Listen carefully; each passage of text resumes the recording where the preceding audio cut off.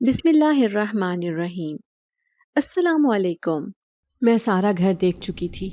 گھر میری سوچ سے بھی زیادہ خوبصورت تھا، کیونکہ یہ پرانے طرز پر بنایا گیا تھا، اسی وجہ سے اس کا ڈیزائن بہت ہی منفرد تھا۔ میری چھوٹی بہن نخرے دکھا رہی تھی کہ یہ گھر اس کے معیار کے مطابق نہیں ہے، لیکن مجھے ایسا بالکل بھی نہیں لگ رہا تھا۔ مجھے یوں لگ رہا تھا جیسے یہ گھر ہمارے لیے ہی بنایا گیا ہو۔ مجھے بچپن سے ہی پرانی چیزوں کو دیکھنے کا اور ان کے بارے میں جاننے کا بہت شوق تھا۔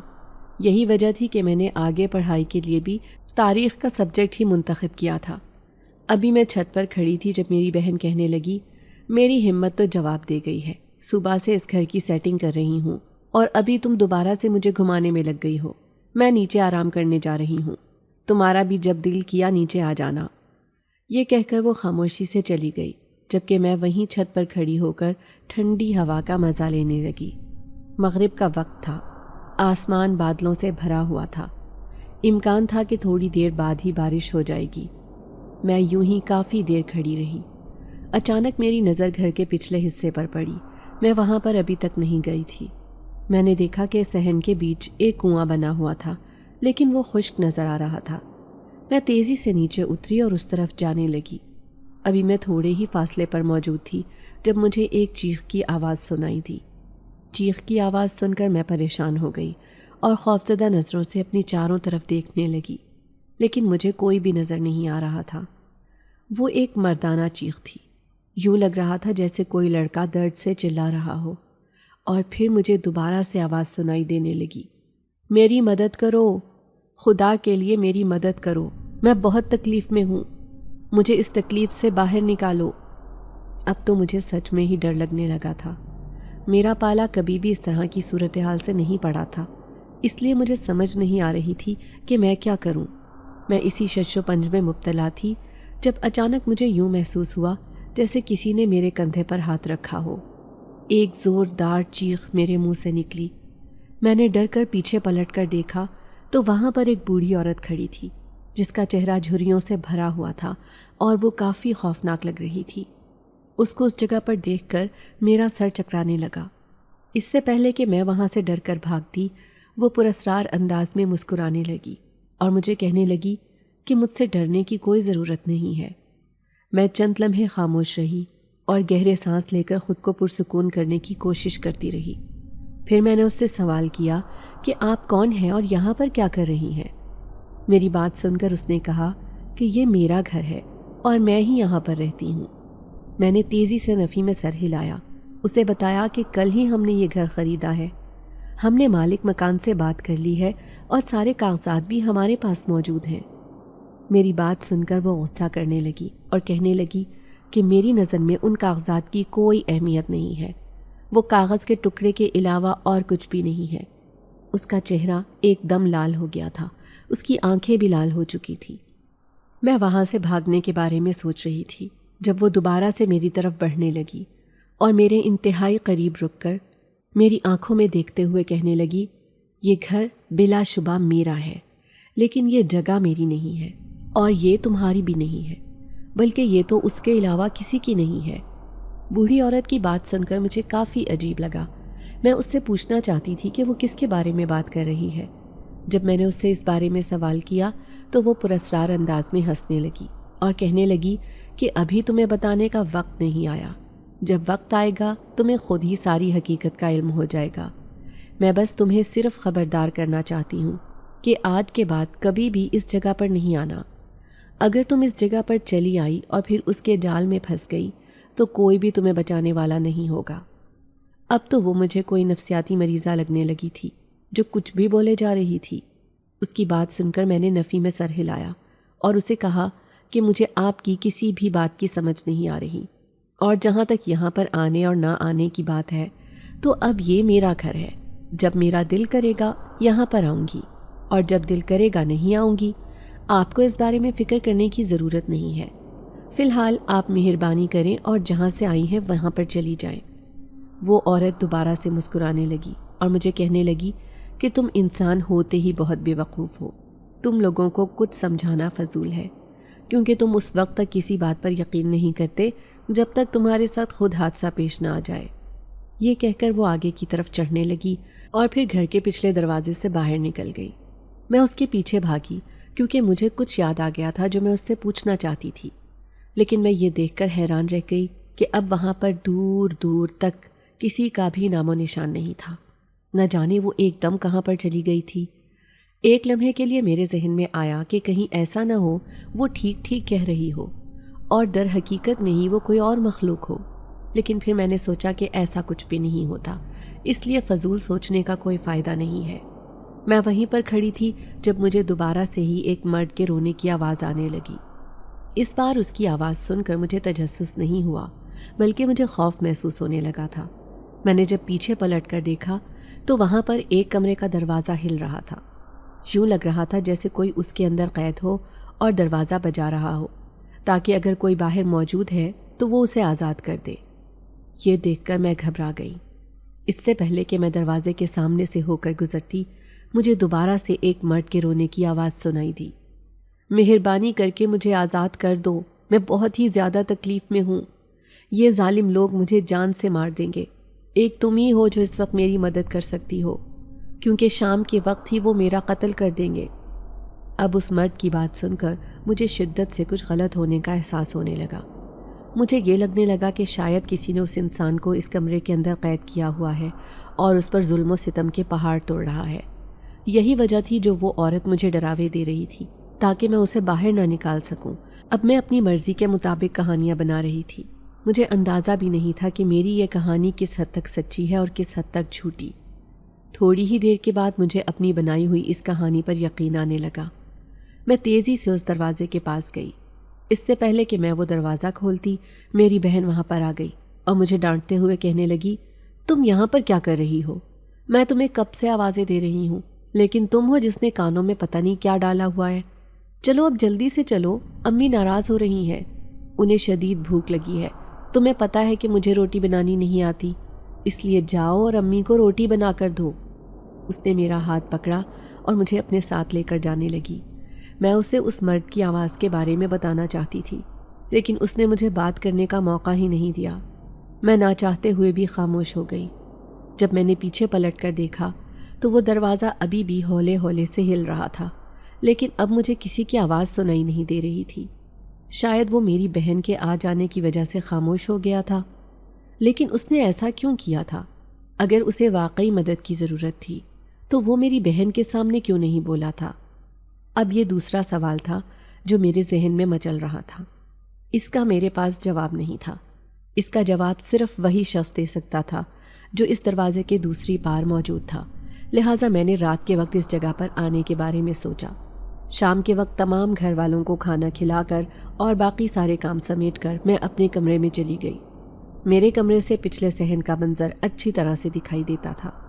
میں کھڑکی میں جا کر کھڑی ہی ہوئی تھی کہ مجھے وہ بوڑھی عورت دوبارہ سے دکھائی دی، لیکن پھر میرے دیکھتے ہی دیکھتے وہ بوڑھی عورت غائب ہو گئی۔ میں نے اپنی آنکھیں مل کر دوبارہ اس طرف دیکھا تو اب وہ وہاں پر موجود نہیں تھی۔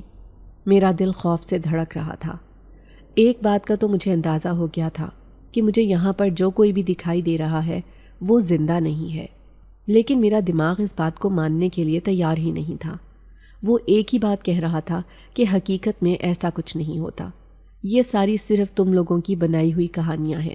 تم خود جا کر ایک بار اس کمرے میں دیکھو اور پھر تم اندازہ لگانا کہ کیا حقیقت ہے اور کیا جھوٹ ہے۔ کافی دیر تک تو میں وہاں اسی حالت میں بیٹھی رہی اور خود سے یہ جنگ لڑتی رہی کہ مجھے وہاں پر جانا چاہیے یا نہیں جانا چاہیے۔ پھر تنگ آ کر میں اٹھ گئی اور دوبارہ سے اس طرف جانے لگی۔ دروازے کے سامنے جا کر میں ایک دم رکی۔ جب میں دروازے کے ہینڈل پر ہاتھ رکھ رہی تھی تب مجھے اپنے کانوں میں سرگوشی سنائی دی۔ وہ اسی بوڑھی عورت کی آواز تھی جو مجھے کہہ رہی تھی کہ ابھی بھی وقت ہے، رک جاؤ۔ اس بار میں نے غصے سے دروازہ کھول دیا۔ جیسے ہی میں نے دروازہ کھولا، ایک گندی بدبو نے میرا استقبال کیا۔ میں نے دیکھا کہ کمرے کے اندر اس وقت کوئی بھی موجود نہیں تھا۔ یہ دیکھ کر میرا دل دھڑکنا بند ہو گیا اور پھر اس کے ساتھ ہی مجھے اپنے کانوں میں ہنسی کی آواز سنائی دی۔ وہ بوڑھی عورت ہنس رہی تھی اور مجھے کہہ رہی تھی، میں نے تمہیں کہا تھا نا کہ وہ تمہیں پھنسا رہا ہے۔ اب وہ تمہارا سہارا لے کر وہی کام کرے گا جو وہ اتنے عرصے سے نہیں کر پا رہا تھا۔ تم نے اسے آزاد کر دیا ہے۔ اب تم اپنے انجام کے لیے بھی تیار ہو جاؤ، کیونکہ تمہارا انجام بہت برا ہونے والا ہے۔ مزید مجھ میں یہ سب سننے کی ہمت نہیں تھی۔ میری آنکھوں کے سامنے اندھیرا چھانے لگا اور میں بے ہوش ہو کر زمین پر گر پڑی۔ اس کے بعد میرے ساتھ کیا ہوا مجھے کچھ بھی یاد نہیں۔ مجھے دوبارہ ہوش آیا تو میں اپنے کمرے میں موجود تھی۔ قریب ہی میری امی کھڑی تھی۔ میں نے ایک نظر اپنی امی کی طرف دیکھا جو غصے سے مجھے ہی دیکھے جا رہی تھی۔ میں ان کا غصہ آج تک نہیں سمجھ پائی تھی۔ مجھے اس کے پیچھے صرف ایک ہی وجہ لگتی تھی، اور وہ یہ تھی کہ میں اپنی امی کی سوتیلی بیٹی تھی۔ اسی وجہ سے وہ مجھ سے زیادہ محبت نہیں کرتی تھی اور ہمیشہ ہی مجھے نیچا دکھانے کی کوشش کرتی رہتی تھی۔ ابھی بھی وہ مجھ سے غصے سے پوچھنے لگیں کہ تم اس وقت گھر کے پچھلے صحن میں کیا کر رہی تھی؟ امی کی بات سن کر میں نے کوئی جواب نہ دیا، کیونکہ اس وقت میرے ذہن میں کوئی بھی بات نہیں آ رہی تھی۔ مجھے کچھ بھی یاد نہیں آ رہا تھا کہ میں کیوں وہاں پر گئی تھی۔ میں خاموش ہو گئی۔ اس سے پہلے کہ وہ مزید کچھ کہتی، اچانک ہی کمرے کے اندر خالہ داخل ہوئی۔ خالہ کو دیکھ کر امی خوشی سے مسکرانے لگیں اور کہنے لگیں، ارے آپ ایک دم سے یہاں پر؟ آپ نے تو ہمیں خوش کر دیا۔ آج کا سارا دن ہی بہت برا گزرا تھا، لیکن ابھی تمہیں دیکھ کر یوں لگ رہا ہے جیسے سارے دن کی تھکن اتر گئی ہو۔ خالہ ان کی بات سن کر ہنسنے لگی۔ امی سے مل کر وہ میری طرف بڑھیں۔ یہ دیکھ کر امی نے برا سا منہ بنایا، جسے میں نے اچھی طرح سے نوٹ کر لیا تھا۔ امی کی یہ بہن مجھے بھی بہت زیادہ پسند تھی، کیونکہ وہی تھی جو مجھ سے سب سے زیادہ محبت کرتی تھی۔ ابھی بھی وہ میرے پاس بیٹھی اور پیار سے میرے بالوں میں ہاتھ پھیرتے ہوئے کہنے لگی، ارے ہماری بیٹی اس وقت یوں اداس کیوں لیٹی ہوئی ہے؟ کیا ہوا ہماری بیٹی کو؟ اس سے پہلے کہ میں کچھ بولتی، امی کی کاٹ دار آواز مجھے سنائی دی، تمہیں کیا بتاؤں، اس کا تو دماغ خراب رہتا ہے، اسے جہاں جانے سے منع کرتی ہوں یہ وہیں چلی جاتی ہے۔ ابھی گھر کے پچھلے حصے میں نے یہاں آنے سے پہلے ہی انہیں منع کر دیا تھا کہ کوئی بھی نہیں جائے گا، کیونکہ وہاں پر مالک مکان نے مجھے بتایا تھا کہ آسیب بستے ہیں۔ لیکن آج مغرب سے تھوڑی ہی دیر بعد مجھے اس کی چیخ کی آواز سنائی دی۔ یہ سن کر میں پریشان ہو گئی۔ جب میں گھر کے پچھلے حصے میں گئی تو وہاں پر یہ محترمہ بے ہوش پڑی تھی۔ اب اللہ ہی جانتا ہے کہ اس کے ساتھ ہوا کیا ہے۔ امی کی بات سن کر میرے دماغ میں جھماکہ ہوا اور مجھے سارا منظر یاد آ گیا، لیکن میں ڈر کے مارے کچھ بھی نہیں بول رہی تھی۔ مجھے لگ رہا تھا کہ امی میری بے عزتی کر دیں گی، اسی وجہ سے میں خاموش ہی رہی اور خالہ کو بھی یہی کہا کہ مجھے کچھ بھی یاد نہیں ہے۔ خالہ میرے قریب ہی بیٹھ گئیں اور مجھ سے ادھر ادھر کی باتیں کرنے لگیں، جبکہ امی بار بار میری چھوٹی بہن کو یہ کہہ رہی تھیں کہ خالہ سے کبھی یہ پوچھو کبھی وہ پوچھو۔ پھر وہ خالہ کے سامنے اپنی چھوٹی بیٹی کی تعریفیں کرنے لگیں۔ امی کی حرکتیں مجھے اچھی طرح سے سمجھ آ رہی تھیں۔ دراصل خالہ کے 3 بیٹے تھے، تینوں ہی بہت ہونہار تھے۔ بڑے 2 بیٹوں کی تو شادی وہ کر چکی تھی، ابھی ان کا سب سے چھوٹا بیٹا رہتا تھا، جس پر سب خاندان والوں کی نظر تھی۔ ہر ماں کی یہی خواہش تھی کہ وہ اپنی بیٹی کی شادی اس لڑکے سے کروائیں۔ میری امی بھی کچھ یوں ہی سوچ رہی تھی۔ مجھ سے نفرت کی وجہ سے انہوں نے اس بات پر بھی غور کرنا مناسب نہیں سمجھا تھا کہ ابھی میری شادی کی عمر ہے، انہیں میرے بارے میں سوچنا چاہیے۔ خیر، اب مجھے ان چیزوں سے زیادہ فرق نہیں پڑتا تھا، اب تو مجھے اس سب میں جینے کی عادت ہو چکی تھی۔ تھوڑی دیر بعد مجھے خالہ کی آواز سنائی دی، جو امی سے بہت ہی پیار سے کہہ رہی تھی کہ آج میں تمہارے پاس ایک خواہش لے کر آئی ہوں، میری خواہش پوری کر دینا اور مجھے مایوس نہ کرنا۔ خالہ کی بات سن کر امی کا چہرہ خوشی سے کھل اٹھا۔ دوسری طرف میرا دل بھی تیزی سے دھڑکنے لگا تھا، کیونکہ خالہ کے سب سے چھوٹے بیٹے سے محبت کوئی اور نہیں بلکہ میں ہی کرتی تھی۔ وہ بھی مجھ سے بہت محبت کرتا تھا اور ہم دونوں اس بات کا اظہار ایک دوسرے کے سامنے بھی کر چکے تھے۔ لیکن پچھلے کچھ دنوں سے وہ مجھے یہ کہہ رہا تھا کہ امی تمہاری چھوٹی بہن کا بہت زیادہ نام لیتی ہیں، مجھے ڈر ہے کہیں ایسا نہ ہو وہ تمہاری چھوٹی بہن کا رشتہ کر دیں۔ تب اس کی بات سن کر میں رونے لگی تھی اور اسے کہنے لگی تھی کہ تم میرے ساتھ ایسا نہیں کر سکتے، تم نے مجھ سے وعدے کیے ہیں، مجھے اتنے سپنے دکھائے ہیں، اب تم مجھے یوں تنہا نہیں چھوڑ سکتے۔ وہ مجھے تسلی دینے لگا اور کہنے لگا، میں تمہیں کہیں بھی چھوڑ کر نہیں جا رہا اور نہ ہی میں اپنے وعدوں سے مکرا ہوں، بلکہ میں تو صرف تمہارے سامنے اپنے ڈر کا اظہار کر رہا تھا۔ لیکن تم فکر مت کرو، اگر ایسا کچھ ہوتا ہے تو میں خود ہی سنبھال لوں گا۔ اس کی بات سن کر میں کافی حد تک مطمئن ہو گئی تھی، لیکن ابھی خالہ کا انداز اور ان کی بات سن کر میرا دل دوبارہ سے دھڑکنے لگا تھا۔ اور پھر تھوڑی دیر بعد خالہ نے جو بات کی وہ سن کر مجھے یقین ہی نہیں آیا۔ یہی حال میری امی کا بھی تھا۔ ان کے چہرے سے بھی یوں ہی لگ رہا تھا جیسے انہیں اپنی بہن کی بات پر یقین ہی نہ آیا ہو۔ میری بہن تیزی سے وہاں سے اٹھ کر چلی گئی کیونکہ خالہ نے اس کا نہیں بلکہ میرا رشتہ مانگ لیا تھا۔ میرا چہرہ خوشی سے کھل اٹھا۔ امی بالکل خاموش ہو گئی تھی، یوں لگ رہا تھا جیسے انہیں سانپ سونگھ گیا ہو۔ اس سے پہلے کہ وہ کوئی جواب دیتی، خالہ نے جلدی سے انگوٹھی نکالی اور میرے ہاتھ میں پہناتے ہوئے کہنے لگی، لو بیٹا، اب سے تم میرے بیٹے کی امانت ہو، اور جہاں تک تمہاری ماں سے اجازت لینے کا سوال ہے تو یہ میری اپنی ہی بہن ہے، لہٰذا اس سے اجازت لینا اور نہ لینا ایک ہی بات ہے۔ میں تو بس ایک رسم ادا کرنے آئی تھی، لیکن لگتا ہے اسے میری بات پر یقین نہیں آ رہا، اس لیے اسے یقین دلانے کے لیے تمہیں میں یہ انگوٹھی پہنا رہی ہوں۔ یہ کہہ کر خالہ خود ہی ہنسنے لگی، میں بھی مسکرانے لگی۔ تھوڑی دیر بعد امی بھی نارمل ہو گئی، لیکن وہ بہت ہی عجیب انداز میں مسکرا رہی تھی۔ مجھے امی سے بہت خوف محسوس ہو رہا تھا، اور یہ سوچ سوچ کر ہی میرا دل ہول رہا تھا کہ جب خالہ یہاں سے جائیں گی تب امی نہ جانے میرے ساتھ کیا سلوک کریں گی۔ خالہ کافی دیر امی کے ساتھ بیٹھی رہی، ان سے باتیں کرتی رہی۔ جب وہ وہاں سے جانے لگیں تو امی نے اچانک ہی ان سے سوال پوچھ لیا کہ تم نے سارے خاندان کو چھوڑ کر صرف اس کا رشتہ ہی کیوں مانگا؟ انہوں نے یہ بات بہت ہی عجیب انداز میں پوچھی تھی۔ خالہ بھی چند لمحوں کے لیے خاموش ہو گئی اور پھر شرمندہ سی ہو گئی۔ انہوں نے میری طرف دیکھا اور پھر پیار سے کہنے لگی، کیونکہ مجھے اپنے بیٹے کے لیے اس سے زیادہ اچھی لڑکی ملی ہی نہیں۔ امی بھی یہ بات سن کر بڑی ہی مشکل سے مسکرائی تھی۔ تھوڑی دیر بعد خالہ وہاں سے چلی گئی۔ امی نے نہ آگے دیکھا نہ پیچھے، فوراً میری طرف آئیں اور میرے چہرے پر تھپڑوں کی بارش شروع کر دی۔ میں اس سب کے لیے بالکل بھی تیار نہیں تھی۔ میں خود کو بچانے کی کوشش کر رہی تھی، لیکن امی میں طاقت بہت زیادہ تھی، وہ مجھے سنبھلنے کا موقع ہی نہیں دے رہی تھی۔ ایک تو پہلے ہی بے ہوش ہونے کی وجہ سے مجھے کمزوری ہو گئی تھی، اور اب امی کی مار کی وجہ سے میری طبیعت بھی خراب ہونے لگی تھی۔ امی جیسے ہی مجھے مار کر رکی، میری بہن روتی ہوئی وہاں پر آ گئی اور پھر میرے اوپر تھوکتے ہوئے کہنے لگی، اس ذلیل عورت کی وجہ سے میرا گھر بسنے سے رک گیا۔ اس کی یہ زبان دیکھ کر مجھے حیرت ہو رہی تھی، اس کے ساتھ ساتھ رونا بھی آ رہا تھا۔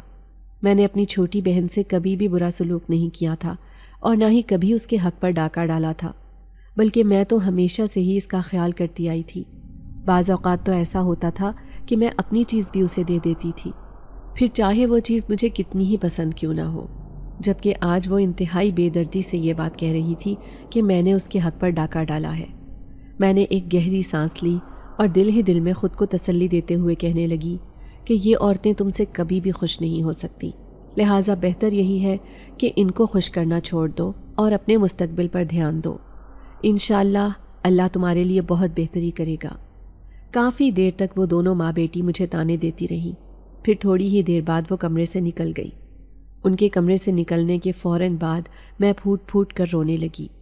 مجھے اس وقت اپنی امی کی شدید یاد آ رہی تھی، جن کے ہوتے ہوئے مجھے کبھی بھی اس طرح کے حالات سے گزرنا نہیں پڑا تھا، اور آج امی کی غیر موجودگی میں مجھ پر یہ لوگ ظلم کر رہے تھے۔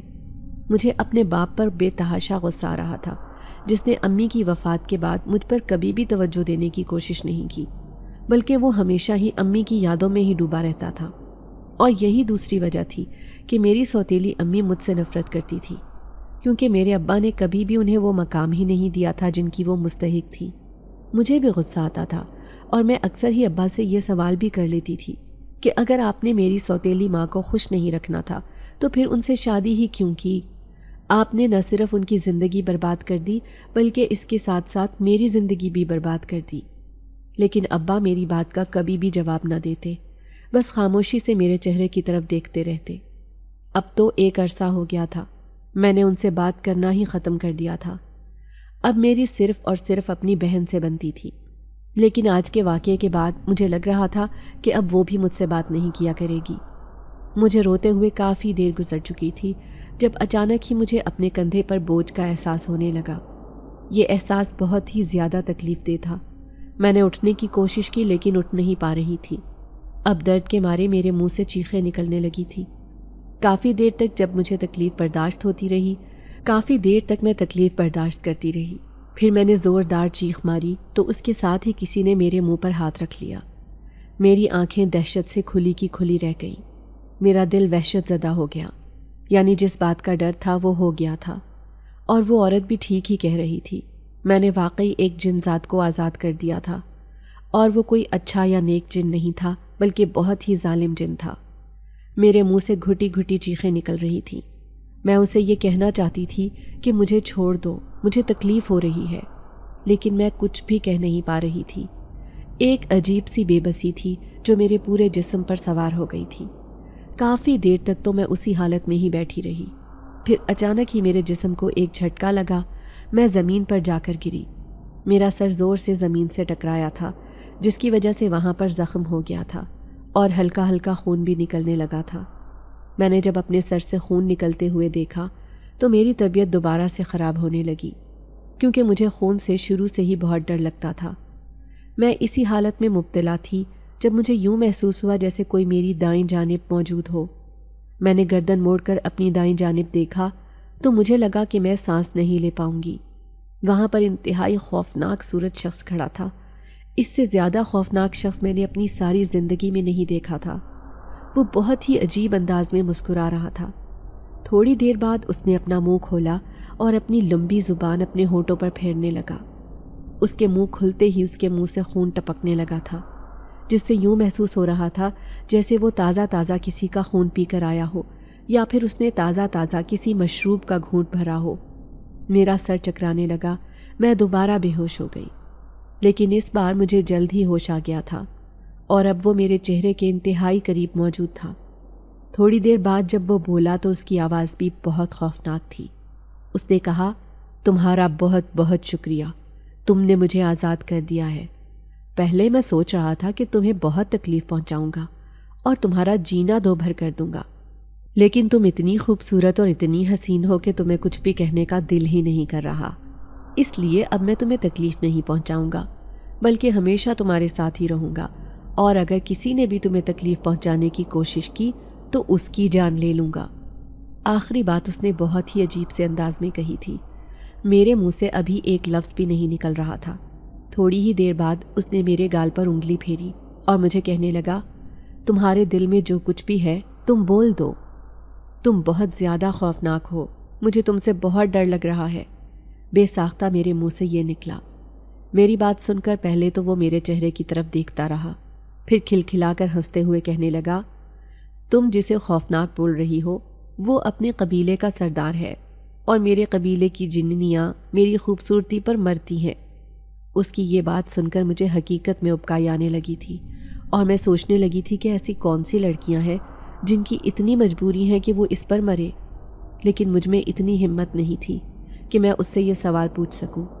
تھوڑی دیر بعد میں نے دوبارہ سے الفاظ اکٹھے کیے اور اسے کہنے لگی کہ چونکہ میں نے تمہیں آزاد کیا ہے اس لیے تمہارا فرض بنتا ہے کہ تم میرے آرام کا بھی خیال رکھو۔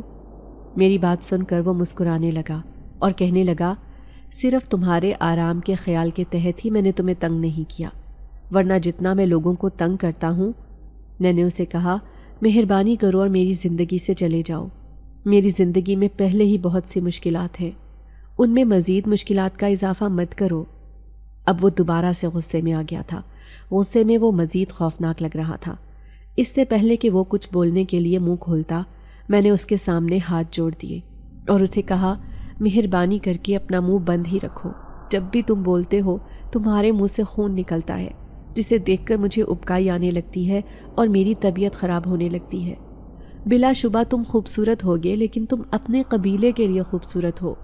مجھے تم سے صرف اور صرف خوف محسوس ہوتا ہے، اور جب بھی تم میرے سامنے آتے ہو مجھے یوں لگتا ہے جیسے میرا دل دہشت سے بھر گیا ہے۔ یہ کہہ کر میں دوبارہ پھوٹ پھوٹ کر رونے لگی۔ چند لمحے تو وہ میرے سامنے ہی کھڑا رہا، پھر وہ اچانک ہی وہاں سے غائب ہو گیا۔ میں نے سکون کا سانس لیا، کیونکہ میں سمجھی تھی کہ وہ شاید ہمیشہ ہمیشہ کے لیے یہاں سے چلا گیا ہے، لیکن میں نہیں جانتی تھی کہ وہ یہیں پر موجود ہے۔ اچانک ہی مجھے یوں محسوس ہوا جیسے کوئی میرے قریب آ کر بیٹھا ہو۔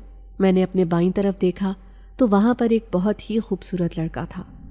اس سے زیادہ خوبصورت لڑکا میں نے اپنی ساری زندگی میں نہیں دیکھا تھا۔ کوئی بھی اسے ایک نظر دیکھتا تو اس کا دیوانہ ہو جاتا، لیکن چونکہ میں اپنے کزن سے محبت کرتی تھی، اسی وجہ سے اسے دیکھ کر بھی سب سے پہلے میرے ذہن میں کزن کا خیال ہی آیا۔ تھوڑی دیر بعد مجھے پتہ چلا کہ یہ کوئی اور نہیں بلکہ وہی جنزاد ہے۔ مجھے دیکھ کر وہ مسکرانے لگا اور کہنے لگا، دیکھو تمہارے لیے میں تمہاری مرضی کے روپ میں آ گیا ہوں، اب تو تمہیں مجھ سے ڈر نہیں لگ رہا نا؟ اس نے مسکراتے ہوئے یہ بات کہی تھی۔ اس کی مسکراہٹ بہت ہی خوبصورت تھی اور اب تو اس کے منہ سے خون بھی نہیں نکل رہا تھا، نہ ہی مجھے اکائی آ رہی تھی اور نہ ہی مجھے ڈر لگ رہا تھا۔ لیکن میں یہ سب نہیں چاہتی تھی، میں بس یہ چاہتی تھی کہ وہ جنزاد ہمیشہ ہمیشہ کے لیے میری زندگی سے نکل جائے۔ میں نے ایک گہری سانس لی اور اسے کہا کہ مجھے فی الحال شدید نیند آئی ہوئی ہے اور میں بہت تھکی ہوئی ہوں، میں کل تم سے اس بارے میں بات کروں گی۔ یہ کہہ کر میں سونے کے لیے لیٹ گئی۔ مجھے لیٹے ہوئے بھی تھوڑی دیر ہی گزری تھی جب مجھے یوں محسوس ہوا جیسے کوئی میرے بالوں میں انگلیاں پھیر رہا ہو۔ میں نے جلدی سے گردن اٹھا کر دیکھی تو وہ جنزاد میرے سرہانے بیٹھا ہوا تھا اور بہت ہی پیار سے میرے بالوں میں ہاتھ پھیر رہا تھا۔ یہ دیکھ کر میرا دل ایک عجیب سے انداز سے دھڑکا۔ میں اسے یہ کہنا چاہتی تھی کہ میرے قریب سے اٹھ جاؤ، لیکن میں چاہ کر بھی نہیں بول پائی اور بس خاموشی سے لیٹ گئی۔ تھوڑی ہی دیر بعد میری آنکھیں نیند سے بند ہونے لگیں۔ صبح میری آنکھ کافی دیر سے کھلی۔ میں نے گھڑی کی طرف دیکھا جہاں پر دن کے 12 بج رہے تھے۔ میں جلدی سے بستر پر اٹھ بیٹھی۔ مجھے سب سے پہلے اپنی امی کا خیال آیا، جن کے لیے میں خود ہی ناشتہ بناتی تھی۔ میرے علاوہ وہ کسی کے ہاتھ کا ناشتہ نہیں کرتی تھی۔ خیر بہن کو تو ناشتہ بنانا آتا ہی نہیں تھا، اور جہاں تک بھابھی کی بات تھی تو انہیں اس سب میں کوئی دلچسپی ہی نہیں تھی۔ وہ بس اپنی اور بھائی کی دنیا میں مگن رہتی تھی۔ اگر میں یہ کہوں کہ انہوں نے اپنی 1.5 اینٹ کی مسجد بنائی ہوئی تھی تو اس میں بھی کچھ غلط نہیں تھا۔ میں جب کمرے سے باہر نکلی تو سامنے کا منظر دیکھ کر حیران رہ گئی، کیونکہ میری امی نہ صرف سب کے لیے کھانا ٹیبل پر لگا رہی تھیں بلکہ مجھے دیکھ کر مسکراتے ہوئے کہنے لگی، چلو اب جلدی سے آ کر کھانا کھاؤ، تم نے ناشتہ بھی نہیں کیا، اگر ایسے ہی کرتی رہی تو کمزور ہو جاؤ گی، اور تمہیں پتہ ہے کہ ارسلان کو کمزور لڑکیاں پسند نہیں ہے۔ امی کی آخری بات سن کر میں نہ چاہتے ہوئے بھی شرما گئی۔ میں جلدی سے کمرے میں گئی اور منہ ہاتھ دھونے لگی، کیونکہ یہ موقع میرے لیے بہت قیمتی تھا۔ اس موقع کا میں نے بچپن سے بہت انتظار کیا تھا۔ جب میں اپنی اسکول کی لڑکیوں کو اپنی ماں سے باتیں کرتے ہوئے دیکھتی تھی تو میرا بھی دل کرتا تھا کہ میری ماں مجھ سے بھی بات کرے۔ پھر جب میں ان سے بات کرنے کی کوشش کرتی تو وہ مجھے ڈانٹ دیتی۔ انہوں نے کبھی بھی میری کوئی بات نہیں سنی تھی، نہ ہی انہوں نے کبھی مجھے کوئی نصیحت کی تھی۔ میں کچھ بھی کیوں نہ کروں، چاہے وہ اچھا کام ہو یا برا کام ہو، امی کو فرق ہی نہیں پڑتا تھا۔ وہ صرف اس وقت میری کاموں پر نظر رکھتی تھی جب ابا گھر پر موجود ہوتے تھے۔ یہ بھی وہ اس لیے کرتی تھی تاکہ ابا سے میری بے عزتی کروا سکے۔ مجھے یہ لگتا تھا کہ میں ہمیشہ ہی ممتا کے پیار کے لیے ترستی رہوں گی، لیکن آج ان کا یہ رویہ دیکھ کر مجھے بہت خوشی ہو رہی تھی۔ میری آنکھوں میں آنسو آ گئے اور مجھے اپنی سگی ماں کی یاد آ گئی، جو میرے ساتھ ایسا ہی برتاؤ کیا کرتی تھی اور جو میرے ناشتے کی اسی طرح سے فکر کیا کرتی تھی۔ لیکن اب دوبارہ سے وہ وقت آ گیا تھا۔ میں جلدی سے فریش ہو کر باہر آ گئی۔ امی نے مجھے انتہائی پیار سے کرسی پر بیٹھنے کے لیے کہا۔ میں خاموشی سے وہاں پر بیٹھ گئی اور امی کا شکریہ ادا کیا۔ اچانک میری نظر سامنے والی کرسی پر پڑی جہاں پر اس وقت میری بہن عجیب و غریب منہ بنائے ہوئے بیٹھی تھی۔ امی نے اسے کہا کہ اپنی بڑی بہن کو انڈا پاس کرو، لیکن ان کی بات سن کر میری چھوٹی بہن مجھے گھورنے لگی اور پھر انتہائی نفرت سے چلانے لگی کہ میں نے اس جادوگرنی کا کوئی بھی کام نہیں کرنا، آپ اسے کہیں کہ یہ جادو چھوڑ دے یا پھر اس گھر سے ہمیشہ ہمیشہ کے لیے نکل جائے۔ بہن کی بات سن کر مجھے لگا کہ میرے قدموں کے نیچے سے زمین نکل گئی ہو۔ مجھے اس سے بالکل بھی اس چیز کی امید نہیں تھی۔ مجھے تو یہ بھی نہیں پتا تھا کہ وہ مجھے کس بنیاد پر جادوگر کہہ رہی ہے، حالانکہ میں نے تو کبھی ایسا کام کیا ہی نہیں تھا۔ یہ کام تو اس کی اپنی ماں کا تھا۔ میری سوتیلی ماں نے جادو ہی کے ذریعے تو میرے ابا کو قابو میں کیا تھا، اور پھر ان سے شادی کر کے ان کی آدھی سے زیادہ جائیداد اپنے نام کروا کر بھی انہیں چین نصیب نہیں ہو رہا تھا۔ یہ تم کیا کہہ رہی ہو سارا؟ تم مجھے جادوگر کیسے کہہ سکتی ہو، حالانکہ میں نے تو کبھی ایسا کوئی کام بھی نہیں کیا۔ میں خاموش نہیں رہ سکی تھی اور بول اٹھی۔ میری بات سن کر سارا بھی میرے سامنے سینہ تان کر کھڑی ہو گئی اور مجھے کہنے لگی، دیکھو دیکھو اس لڑکی کو دیکھو، کیسے یہ میرے منہ پر صاف جھوٹ بول رہی ہے۔ تم نے جادو کے ذریعے ہی تو اس جن کو اماں کے پاس بھیجا ہے، جس کی وجہ سے اماں بہت خوفزدہ ہو گئی ہیں اور وہ تمہاری اتنی خدمت کر رہی ہیں۔ اس بار میرا ہاتھ بے ساختہ اٹھا اور میری بہن کے چہرے پر نشان چھوڑ گیا۔ میں نے اس سے انتہائی نفرت سے یہ بات کہی کہ نہ تو مجھے جادو کرنے کا شوق ہے، اگر مجھے شوق ہوتا بھی تب بھی تم جیسے فضول لوگوں پر اپنا جادو ضائع نہ کرتی۔ میں اتنے عرصے سے تم لوگوں کی عزت کر رہی ہوں، تو اس کا یہ مطلب نہیں کہ تم لوگ مجھے کچھ بھی کہتے پھرو۔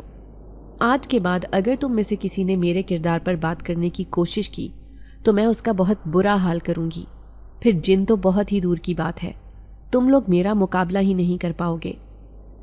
یہ کہہ کر میں اٹھی اور غصے سے اپنے کمرے میں آ گئی۔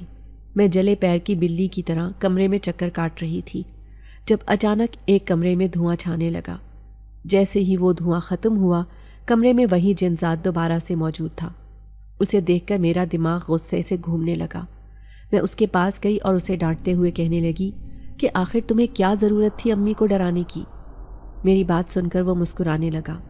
اس نے مجھے تسلی دی اور کہا کہ یہ سب کچھ کرنا ضروری تھا، اگر میں یہ سب کچھ نہ کرتا تو وہ کبھی بھی تمہارے ساتھ اچھا رویہ نہ رکھتے، جبکہ میں یہ برداشت نہیں کر سکتا کہ کوئی تمہارے ساتھ زیادتی کرے، اس وجہ سے ہی میں نے یہ قدم اٹھایا ہے۔ میں نے اسے کہا کہ وہ میرے ساتھ جیسا بھی رویہ رکھیں، یہ تمہارا مسئلہ نہیں ہے، بس تم آج کے بعد اس معاملے سے دور ہی رہنا۔ جنزاد کی آنکھیں ایک دم ہی لال ہو گئیں۔ وہ انتہائی سخت آواز میں بولا کہ جو مسئلہ تمہارا ہے وہی مسئلہ میرا ہے، اس لیے تمہیں نہ تو مجھ پر روب جمانے کی ضرورت ہے اور نہ ہی مجھے یہ بتانے کی ضرورت ہے کہ مجھے کیا کرنا چاہیے اور کیا نہیں کرنا چاہیے۔ آج میں نے تمہارا یہ لہجہ برداشت کر لیا ہے، لیکن آج کے بعد اگر تم نے کبھی مجھ سے اس لہجے میں بات کی تو پھر میں تمہارے ساتھ اس دن بہت برا سلوک کروں گا۔ میں جتنا اپنی محبت میں شدت پسند ہوں اتنا ہی اپنی نفرت میں بھی شدت پسند ہوں۔ اس کی بات سن کر ایک لمحے کے لیے تو میرا دل کانپ گیا۔ وہ ٹھیک ہی تو کہہ رہا تھا، ویسے بھی اس کے لیے کچھ بھی مشکل نہیں تھا۔ اس وقت میں اس کے رحم و کرم پر تھی، اس لیے مجھے اسے نفرت دکھانے کی کوئی بھی ضرورت نہیں تھی۔ لیکن مجھے سمجھ نہیں آ رہی تھی کہ میں اس جنزاد کو کیسے ہینڈل کروں، کیسے اس کو اپنی زندگی سے باہر نکالوں۔ اب وہ جتنا میرے ساتھ چپکنے لگا تھا، اس سے مجھے اندازہ ہو گیا تھا کہ اس سے جان چھڑوانا مشکل ہی نہیں ناممکن ہوگا۔ دوسری طرف اب امی دوبارہ سے ہی ایک دم ٹھیک ہو گئی تھی، اور یہ سب کچھ جنزاد کی وجہ سے نہیں ہوا تھا، بلکہ اس کے پیچھے کوئی اور ہی وجہ تھی جو مجھے بہت دیر سے سمجھ آئی۔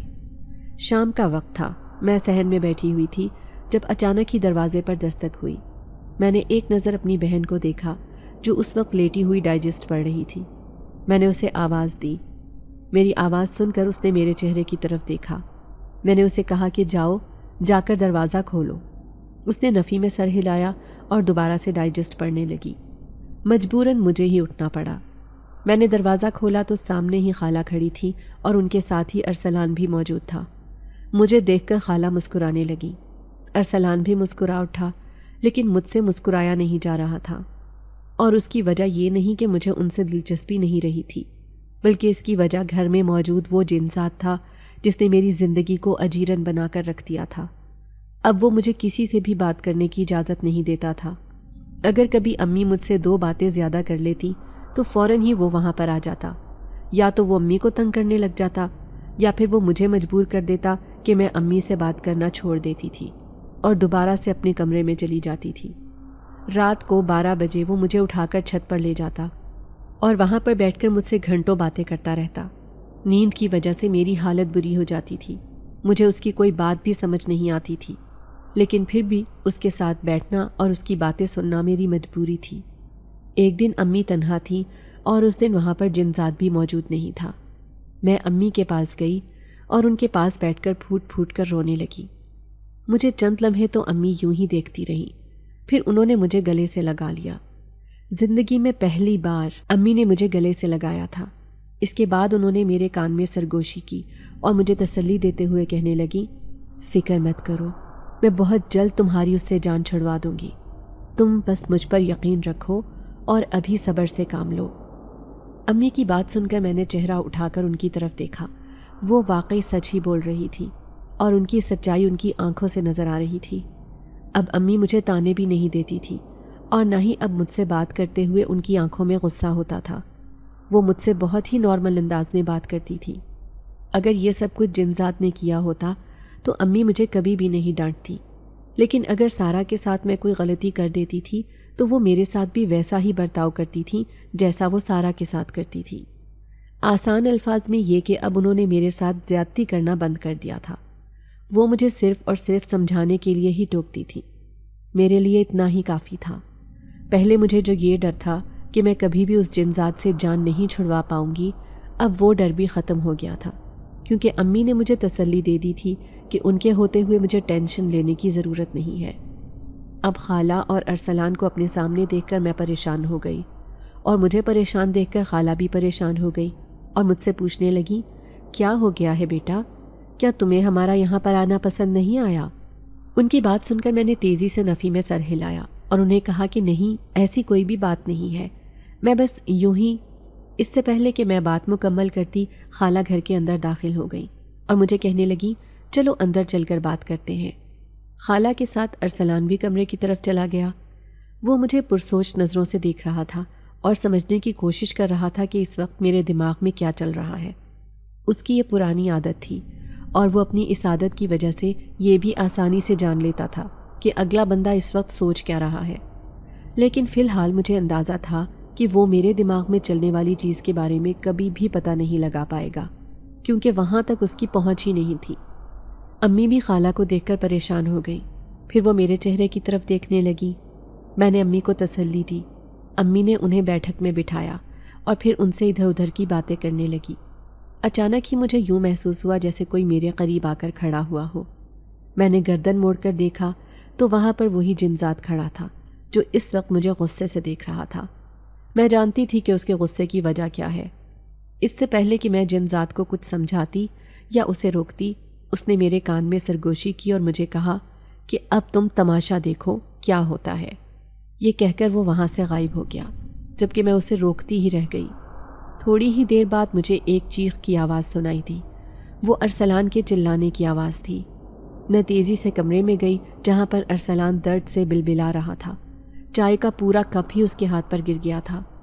یہ دیکھ کر میں تیزی سے ارسلان کے پاس گئی اور اس کا دوسرا ہاتھ پکڑ کر کھینچ کر باہر کی طرف لے جانے لگی اور اس سے کہنے لگی کہ چلو میں تمہیں ہسپتال لے کر جاتی ہوں۔ میں نہیں جانتی تھی کہ میں نے ارسلان کو ہاتھ لگا کر کتنی بڑی غلطی کر دی ہے۔ اچانک ہی میری کمر پر ایک زوردار ضرب لگی۔ یوں لگا تھا جیسے کسی نے میری کمر پر کوڑا مارا ہو۔ میں درد سے بلبلا اٹھی۔ امی نے مجھے کمرے میں جانے کو کہا اور ارسلان کو خود ہی ہسپتال لے گئی۔ میں اپنے کمرے میں چلی گئی اور پھر بعد میں مجھے احساس ہوا کہ کمرے میں آ کر میں نے اپنے اوپر کتنی بڑی زیادتی کر دی ہے۔ وہاں پر وہ جن ذات پہلے سے ہی موجود تھا۔ اس نے اپنے ہاتھ میں کالے رنگ کا کوڑا اٹھایا ہوا تھا۔ یہ دیکھ کر میں خوف زدہ ہو گئی۔ میں تیزی سے نفی میں سر ہلانے لگی اور اس جن ذات سے معافیاں مانگنے لگی، لیکن وہ میری کوئی بھی بات سننے کے لیے تیار ہی نہیں تھا اور مسلسل یہی کہے جا رہا تھا کہ مجھے پتہ ہے تم نے یہ سب کچھ جان بوجھ کر کیا ہے، تم نے اسے ہاتھ لگا کر مجھے تکلیف دی ہے، اب جو تکلیف میں تمہیں دوں گا اس کی ذمہ دار صرف اور صرف تم خود ہوگی۔ یہ کہہ کر اس نے مجھ پر کوڑوں کی بارش کر دی۔ میری چیخیں اس وقت پورے گھر میں گونج رہی تھیں، لیکن کوئی بھی یہ چیخیں سننے والا نہیں تھا۔ امی تو ارسلان کو لے کر کب سے چلی گئی تھی۔ بھائی گھر پر موجود ہی نہیں تھا، بھابھی میکے گئی ہوئی تھی اور بہن بھی اس وقت یونیورسٹی میں تھی۔ مارنے کے بعد اس نے مجھے یوں ہی اسی حالت میں کمرے میں چھوڑا اور پھر دوبارہ سے غائب ہو گیا۔ میں کافی دیر تک درد سے بلبلاتی رہی اور روتی رہی۔ اس کے بعد میں بے ہوش ہو گئی۔ جب مجھے ہوش آیا تب میری حالت بہتر ہو چکی تھی۔ شام کے وقت امی دوبارہ سے میرے کمرے میں آئیں اور مجھے کہنے لگی کہ تمہاری خالہ کہہ رہی ہیں کہ وہ تمہاری اگلے ہی جمعے بارات لے کر آئیں گی۔ امی کی یہ بات سن کر میں نے تیزی سے نفی میں سر ہلایا اور انہیں کہا کہ نہیں، ایسا مت کریں ورنہ بہت برا انجام ہوگا۔ وہ جن ذات مجھے کبھی نہیں چھوڑے گا اور آپ کو بھی تباہ کر دے گا۔ امی نے مجھے تسلی دی اور کہا کہ تمہیں خوفزدہ ہونے کی ضرورت نہیں ہے، ایسا کچھ بھی نہیں ہوگا، تم بس صرف اور صرف شادی کی تیاری کرو۔ یہ کہہ کر امی کمرے سے باہر نکل گئی، جبکہ میں پریشانی سے اپنے کمرے میں ٹہلنے لگی۔ جن ذات فی الحال وہاں پر موجود نہیں تھا، اس لیے اسے اس بارے میں پتہ نہیں تھا۔ دن تیزی سے گزرتے جا رہے تھے۔ جن ذات نے میرا جینا حرام کر رکھا تھا۔ میں بس کسی طرح سے اس سے پیچھا چھڑوانا چاہتی تھی، لیکن مجھے سمجھ نہیں آ رہا تھا کہ میں کیسے پیچھا چھڑواؤں۔ اب تو مجھے یہ بھی لگنے لگا تھا کہ شاید امی نے مجھ سے جھوٹ بولا تھا، وہ جان بوجھ کر مجھے اس جن ذات کے ہاتھوں ذلیل کروا رہی ہیں۔ اور پھر جب میرے نکاح کا دن آیا، مولوی نکاح پڑھا رہا تھا جب وہ جن ذات دوبارہ سے حاضر ہو گیا اور ارسلان کو تکلیف پہنچانے لگا۔ خالہ کو اندازہ ہو گیا تھا کہ یہ کسی دوسری مخلوق کا کام ہے، اسی وجہ سے انہوں نے جلدی سے اس مخلوق سے معافی مانگی اور وہاں سے ارسلان کو لے کر چل پڑی۔ اسی وقت ہی امی نے سورہ جن پڑھنا شروع کر دی، جس کی وجہ سے وہ ان کے سامنے حاضر ہو گیا۔ جو مولوی میرا نکاح پڑھانے کے لیے آیا تھا وہ ایک بہت بڑا عامل تھا، اور اس نے یہ سب کچھ صرف اور صرف جنات کو قابو کرنے کے لیے کیا تھا۔ اس نے جلدی سے جنات کے گرد دائرہ باندھ دیا اور پھر اسے میری زندگی سے چلے جانے کے لیے کہا، لیکن جنزاد یہ سب ماننے کے لیے تیار ہی نہیں تھا، اور پھر آخر اس نے اسے جلا دیا۔ تب مجھے پتہ چلا کہ جنزاد کبھی بھی اس گھر سے نہیں جانے والا تھا، اور نہ ہی کوئی اس گھر کے اندر جنزاد کو قید کر سکتا تھا۔ یہی وجہ تھی کہ امی نے خالہ سے اس بارے میں بات کی، اور خالہ نے امی کا ساتھ دینے کا وعدہ کیا، اور یوں انہوں نے میرا نکاح گھر سے تھوڑے ہی فاصلے پر موجود ایک پرانے گھر میں کیا۔ چونکہ جنزاد یہ شادی روکنا چاہتا تھا، اس وجہ سے اس کی مجبوری بن گئی اور وہ میرے ساتھ ہی چلا آیا۔ اب جب جنزاد میری زندگی سے ہمیشہ ہمیشہ کے لیے نکل گیا، تب دوبارہ سے میرا نکاح ارسلان کے ساتھ ہو گیا، اور میں اس کے ساتھ ہنسی خوشی زندگی گزارنے لگی۔ لیکن اس کے بعد ہی میں نے خود سے وعدہ کیا کہ اب دوبارہ کبھی بھی اس طرح کے معاملات میں نہیں الجھوں گی۔ اگر آپ کو آج کی ہماری کہانی پسند آئی ہے تو اسے لائک کیجیے اور اپنے پیاروں کے ساتھ شیئر کیجیے، اور ہاں، اگر آپ نے ابھی تک ہمارا چینل سبسکرائب نہیں کیا تو ضرور کیجیے۔ ملتے ہیں کل ایک نئی اور دلچسپ کہانی کے ساتھ، تب تک کے لیے اللہ حافظ۔